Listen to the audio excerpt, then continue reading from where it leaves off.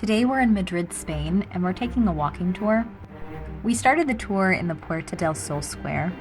Our tour guide was a young lady from Chicago who had moved to Spain because she didn't like the outcome of the 2016 election. In the square there was a statue of a bear and a strawberry tree, which is a common symbol of Madrid.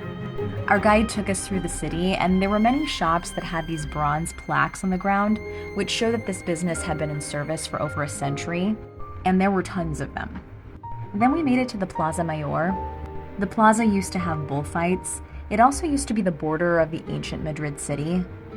A vendor set up his shop in the square, and since it was technically outside of the city, he could sell his goods without being taxed, so eventually it became a huge area for commerce until the government shut it down. This is the statue in the plaza. Apparently the mouth of the horse used to be bigger and birds would get stuck inside it and die, which started creating this terrible smell in the plaza that no one could figure out.